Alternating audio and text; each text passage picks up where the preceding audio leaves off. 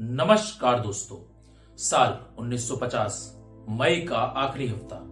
दिल्ली में गर्मियों ने दस्तक दे दी थी।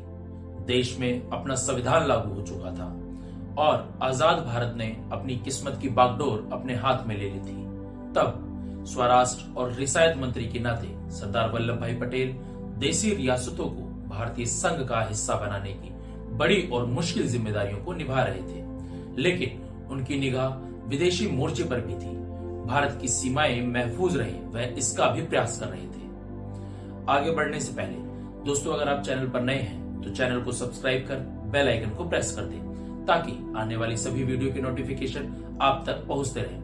साथ ही वीडियो को आखिर तक देखें क्योंकि अंत में हम पटेल जी के जीवन और उनसे जुड़ी महत्वपूर्ण बातों को भी जानेंगे। तो चलिए वापस टॉपिक पर आते हैं। तो 1950 की गर्मियों से सरदार भी दूसरे लोगों की तरह ही परेशान थे। उन्हीं दिनों भारत सरकार के पास एक डिप्लोमेटिक लेटर या कहें कि डाक आई। चीन से आई यह डाक बहुत ही महत्वपूर्ण थी। उस डिप्लोमेटिक संदेश में जो जानकारी थी उसने मई की झुलसती गर्मियों में सरदार पटेल की चिंताएं बढ़ा दी। वह डाक थी कुछ दिन पहले भारत की ओर से चीन में नियुक्त हुए राजदूत कवलम माधव पनिक्कर की। हुआ ये था कि कुछ दिन पहले चीनी गवर्नमेंट ने पनिक्कर की मुलाकात चीन के सबसे बड़े नेता माओ त्से-तुंग से कराई थी, जैसा कि कूटनीतिक या डिप्लोमेटिक रिवाज है। और पनिक्कर ने इसी मुलाकात का ब्यौरा या कहें समरी भारत सरकार को लिख भेजा था। और आपको बताऊं, ये वही माओ था जो मानता था कि सत्ता बारूद से निकलती है। मतलब अगर आपको पॉलिटिकल पावर्स चाहिए तो आपको बंदूक उठानी ही होगी। उनकी सोच गोली बारूद और खून खराबे से ही क्रांति करने की रही है। उन्हीं माओ के बारे में पनिक्कर ने मुलाकात के बाद जो लिखा वह यह था, मिस्टर चेयरमैन मतलब माओ त्से-तुंग का चेहरा बहुत दयालु है। उनकी आंखों से तो जैसे उदारता टपकती है। उनके हाव भाव कोमलता से भरे हैं। उनका नजरिया दार्शनिकों जैसा है। उनकी छोटी छोटी आंखें सपनों से भरी जान पड़ती हैं। चीन का यह नेता जाने कितने संघर्षों में तप कर यहाँ तक पहुंचा है, फिर भी उसके भीतर किसी भी तरह का रूखापन नहीं है। प्रधानमंत्री महोदय मतलब नेहरू, मुझे तो उनको देखकर आपकी याद आ गई, क्योंकि आप दोनों सपने देखने वाले और आदर्शवादी स्वभाव के हैं। यह भी आपकी ही तरह गहरे अर्थों में मानवतावादी हैं। अपनी डाक में पनिक्कर इतने पर ही नहीं रुके। उन्होंने आगे लिखा, दोनों नेताओं माओ और नेहरू को बड़े दायरे में मानवतावादी कहा जा सकता है। पनिक्कर ने रुई के फाहे जैसी कोमल भाषाओं में माओ के बारे में लिखा था। पनिक्कर की इस चिट्ठी से सरदार पटेल चिंतित हो गए। दरअसल चीन की साम्राज्यवादी नीति को पटेल समझ गए थे। इसकी वजह थी 1949 में तिब्बत पर कब्जे की शुरुआत। दूसरी ओर प्रधानमंत्री नेहरू अपने पंचशील सिद्धांत पर इतना भरोसा करते थे कि वह चीन की इन गलतियों को नजरअंदाज करते रहे। पटेल से जब रहा नहीं गया तो उन्होंने 7 नवंबर 1950 को प्रधानमंत्री जवाहरलाल नेहरू को खत लिख भेजा। इस पत्र में पटेल ने चीन से रिश्तों के मामले पर विचार के लिए कैबिनेट की बैठक बुलाने की मांग रखी थी।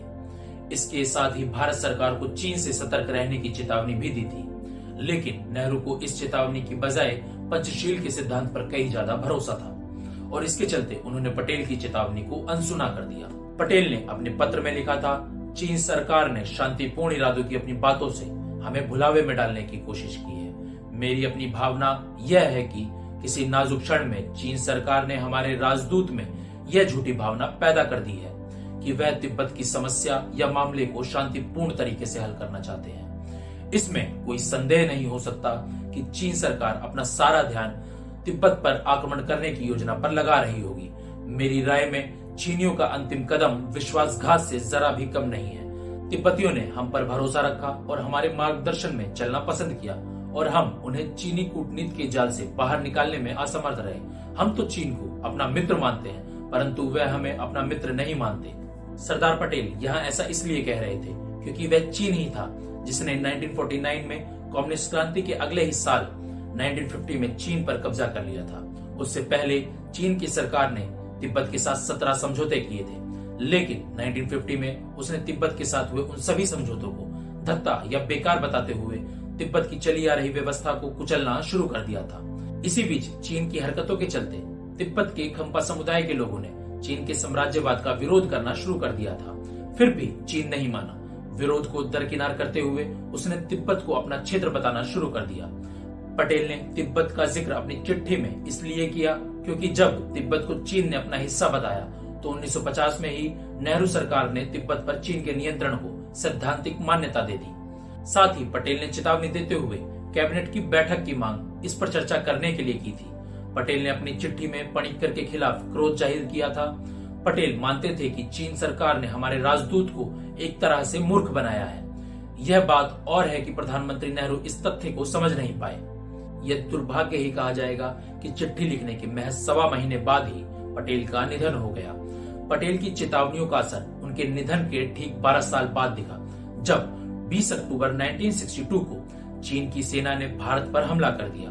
उस युद्ध में भारत की न सिर्फ बहुत बुरी हार हुई, बल्कि उस युद्ध से बचने के लिए भारत को अमेरिका से मदद मांगनी पड़ी, जिससे प्रधानमंत्री नेहरू दूरी बना रहे थे। चीन ने हमला किया तो नेहरू उसे लाल लाल आंखें नहीं दिखा पाए।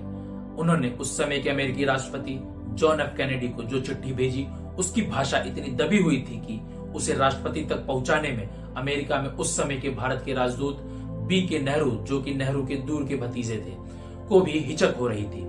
इन सभी बातों का मेन पर्पस सरदार पटेल की विदेश नीति या विदेशी संबंधों को लेकर समझ को दर्शाना था, खासकर चीन को लेकर, जो स्वतंत्रता से लेकर आज तक भारत के लिए एक बड़ी समस्या बना हुआ है। सरदार पटेल की दूरदर्शिता को दरकिनार करना न केवल नेहरू बल्कि पूरे भारत को भारी पड़ा। उसका दुष्परिणाम आज तक दिख रहा है। जाते जाते आपको सरदार वल्लभ भाई पटेल के बारे में बताऊं तो नेहरू से 14 साल बड़े और गांधी से महज 6 साल छोटे वल्लभ भाई पटेल को सरदार की उपाधि बारडोली के सत्याग्रह में दी गई थी। दिलचस्प यह है कि यह उपाधि भी बारडोली की सत्याग्रही महिलाओं ने दी थी। आपको बताऊं तो सरदार पटेल का जन्म 31 अक्टूबर 1875 को गुजरात के खेड़ा जिले में एक किसान परिवार में हुआ था। उनके पिता का नाम झेवरबाई और माता का नाम लडाबा देवी था। वह अपने 3 भाइयों में सबसे छोटे थे। लंदन में जाकर उन्होंने बैरिस्टर की पढ़ाई की और वापस आकर अहमदाबाद में वकालत करने लगे। महात्मा गांधी के विचारों से प्रेरित होकर उन्होंने भारत की स्वतंत्रता आंदोलन में भाग लिया था। सरदार वल्लभ भाई पटेल भारत के पहले होम मिनिस्टर और वाइस प्रेसिडेंट भी थे। एक गृह मंत्री के तौर पर उन्होंने देश की करीब 562 छोटी बड़ी देशी रियासतों का भारत में विलय करवाया था। ऐसा कर उन्होंने भारतीय एकता के निर्माण में अहम भूमिका निभाई थी और अखंड भारत के निर्माण में अपना महत्वपूर्ण योगदान दिया था। इसी वजह से उनके जन्मदिन 31 अक्टूबर को राष्ट्रीय एकता दिवस नेशनल यूनिटी डे के रूप में मनाया जाता है। सरदार वल्लभ भाई पटेल को नए भारत का निर्माता भी कहा जाता है। उनके द्वारा किए गए साहसिक कार्यों की वजह से उन्हें लौह पुरुष यानी आयरन मैन और सरदार जैसी उपाधियों से नवाजा गया था। सरदार पटेल स्वभाव से शांत, उदार और नर्म दिल के इंसान थे। उन्हें महान और प्रेरणादायी विचारों का धनी माना जाता है। और आपको बताऊं कि सरदार पटेल जी का निधन 15 दिसंबर 1950 को मुंबई में हुआ था और 1991 में सरदार पटेल को मरणोपरांत भारत रत्न से सम्मानित किया गया था। इसी के साथ आज की चर्चा को यहीं समाप्त करते हैं। अब मिलेंगे अगली वीडियो में कुछ नई जानकारियों के साथ। जाते जाते चैनल को सब्सक्राइब कर बेल आइकन को प्रेस कर दें ताकि आने वाली वीडियो की नोटिफिकेशन आप तक पहुंचते रहे और साथ ही वीडियो को लाइक, कमेंट और शेयर करना ना भूलें। धन्यवाद।